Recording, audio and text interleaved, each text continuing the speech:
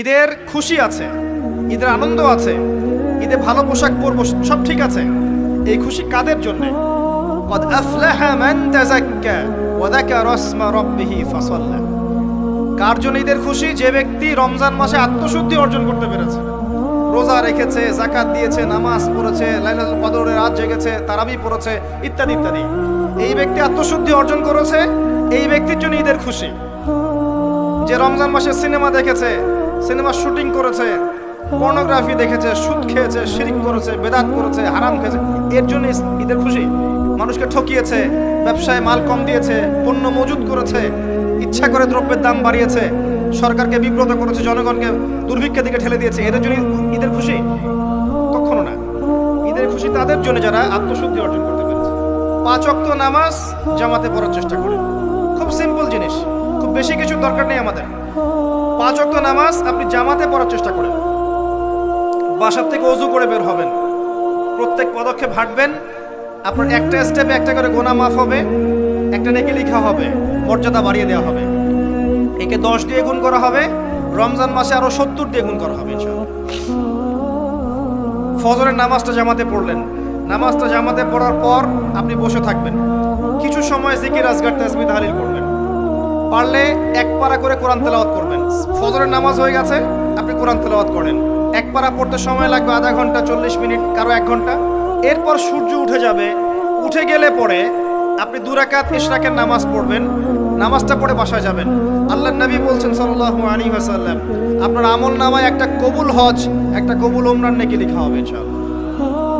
এবার রেস্ট করেন, বাসায় গিয়ে রেস্ট করেন। যখন ঘুমাবেন তখন ঘুমের সুন্নাহগুলো আদায় করেন, সূরা ফালাক নাস ইখলাস পড়েন, ফু দেন, দিয়ে গা মাসাহ করেন, আয়াতুল কুরসি পড়ে ঘুমান, ঘুমের দোয়া পড়ে ঘুমান, ঘুমটাও নেকি হবে ইনশাআল্লাহ। এরপর হয়তো আপনি কাজে যাবেন, চাকরিতে যাবেন, বা ব্যবসায় যাবেন, বা আপনি শিক্ষাক্ষেত্রে যাবেন, ইত্যাদি ইত্যাদি। আপনি বেশি বেশি জিকির করবেন। কি করবেন?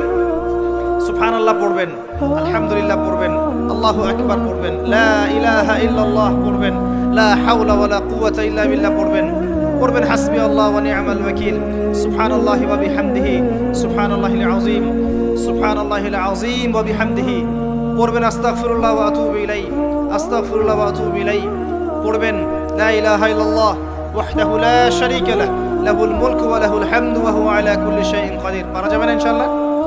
বেশি বেশি পড়বেন। আরেকটা কাজ করবেন, প্রতিটা কাজ নবী সাল্লাল্লাহু আলাইহি ওয়াসাল্লামের সুন্নাহ মাফিক করার চেষ্টা করবেন।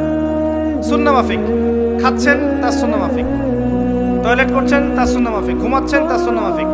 সুন্নাহর বইগুলো আছে না বাজারে, কিনে নেবেন, কিনে নিয়ে দেখবেন প্রতিটা কাজ কিভাবে করলে সুন্নাহ হবে। এই কাজগুলো করতে গিয়ে আপনাকে গভর্নমেন্ট বাধা দিবে, বিশ্বের পরাশক্তিরা বাধা দিবে, আপনাকে কি কেউ পিটাবে এগুলো করলে, জেল খাটাবে? এগুলো আমাদের ব্যক্তি স্বার্থের ব্যাপার, ইচ্ছা করলেই করা যায়। এই ইচ্ছাটা আল্লাহ পাক আমাদের অন্তরে জাগ্রত করুন, আমিন। একটা কাজে কথা বলবো, নরমালি আমরা ফরজগুলোতে বেশি ফোকাস করি, ফরজ ওয়াজিবে। রমজান মাসে সুন্নত মুস্তাহাবে ফোকাস করতে হবে।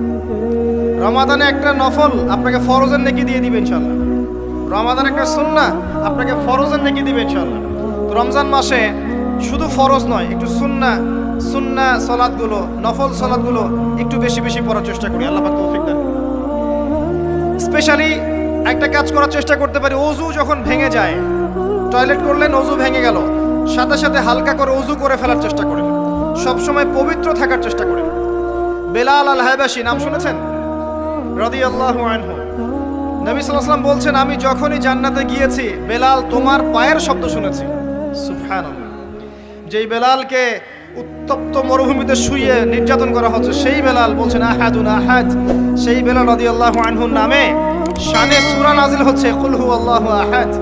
ওই বেলাল রাদিয়াল্লাহু আনহুকে নবী সাল্লাল্লাহু আলাইহি ওয়াসাল্লাম বলছেন, যখনই জান্নাতে যাই তোমার পায়ের আওয়াজ শুনি, তুমি কি এমন আমল করো যার কারণে এই মর্যাদা তোমার? বেলাল রাদিয়াল্লাহু আনহু বলছেন, আমি তো স্পেশাল তেমন কোনো আমল করি না, আপনারা যা করেন আমিও তাই করি, তবে আমার যখনই ওযু ভেঙে যায় আমি ওযু করি, আর আমি ওই ওযু দিয়ে 2 রাকাত নামাজ পড়ি। এটাকে তাহিয়াতুল ওযুর নামাজ বলে। রমজান মাসে করার চেষ্টা করি, আল্লাহ পাক তৌফিক দান করুন। আমরা অনেকেই মসজিদে যাই, থাপ করে বসে পড়ি, করি না কাজটা? মসজিদে গিয়েছি, থাপ করে আগে বসে পড়ি। মসজিদে গিয়ে 2 রাকাত নামাজ পড়ে বসা সুন্নাত। মিনিমাম 2 রাকাত নামাজ পড়ে বসলে আপনি তাহিয়াতুল মসজিদের নেকি অর্জন করলেন, মসজিদের হকটা আদায় করলেন। ওই জায়গা আপনার জন্য সেজদার সাক্ষী থাকলো, কিয়ামতের মাঠে আপনার পক্ষে সাক্ষী দিবে ইনশাআল্লাহ। এই সুন্নাহগুলো আমরা চর্চা করার চেষ্টা করি। দাড়িটা ছেড়ে দেন, এটা একমাত্র ভিজিবল সুন্নাত, দৃশ্যমান সুন্নাত, যেটা আপনার সাথে কবরে যাবে। যখন কাফন দেয়া হবে তখন দেখা যাবে না আমার সাথে আর কোন কোন সুন্নাহ আছে, এই একটা সুন্নতই দেখা যাবে আমার সাথে কবরে যাচ্ছে। কথা কি বুঝতে পারছেন? আর এটাকে আমরা এখন যত পারি মেয়ে হওয়ার চেষ্টা করছি। নবীজি বলেছিলেন শেষ জামানায় ছেলেরা মেয়েদের পোশাক পরবে, মেয়েরা ছেলেদের পোশাক পরবে। দেখবেন মেয়েরা এখন ফর্মাল পোশাক পরছে, জিন্সের গেঞ্জি পরে ঘুরছে, আর ছেলেরা ক্লিন শেভড। ছেলেরা মেয়েদের মতো গাল বানাচ্ছে। আর কোন সাইনের জন্য অপেক্ষা করছেন? নবীজি বলেছিলেন উঁচু উঁচু বিল্ডিং নির্মাণের প্রতিযোগিতা করা হবে। একবার এয়ারে ঢাকার কাছাকাছি আসবেন, এয়ারে তো সফর করেছেন আপনারা অনেকেই। যখন এয়ার ফ্লাই করে, টেক অফ করে বা ল্যান্ড করে, যখন ঢাকার কাছাকাছি, তখন উপর থেকে আপনি ঢাকাকে দেখবেন। যে কেন বলেছি this is the city of Akhiruzzaman, কেন বলেছি? নবীজি বলেছেন কিয়ামতের 2টা মেজর সাইন, 2টার মধ্যে একটা হচ্ছে আনতারাল হুফাতাল উরাতাল আলাতা রিয়াশা ইয়াতাতাওয়ালুনা ফিল বুনিয়ান। যখন সমাজের দরিদ্র শ্রেণীর মানুষেরা, যাদের পায়ে স্যান্ডেল ছিল না, গায়ে কাপড় ছিল না, এরা উঁচু উঁচু বিল্ডিং নির্মাণের প্রতিযোগিতা করতে থাকবে, ফান্তাজিরিস সাআহ, তখন কিয়ামতের অপেক্ষা করতে থাকবে। আজকে থেকে 100 বছর আগে ছিল এগুলা? 200 বছর আগে ছিল? সুবহানাল্লাহ। আর কোন সাইনের জন্য অপেক্ষা করছেন? তিনি বলেছেন শেষ জামানায় women will dressed but still they will be naked. মহিলারা কাপড় পরবে, তারপরেও তারা নগ্ন থাকবে। আপনি ঢাকার শপিং মলে যান, আপনি দেখেন। আর কোন সাইনের জন্য অপেক্ষা করছেন? শুধু ঢাকা কেন, গ্রামগঞ্জে ছড়িয়ে পড়েছে এগুলো, এখন গ্রামেও ছড়িয়ে পড়েছে। গ্রামে আরো বেশি দেখা গেছে মাশাআল্লাহ। গ্রামে গিয়ে আমরা হতভাগ, সুবহানাল্লাহ।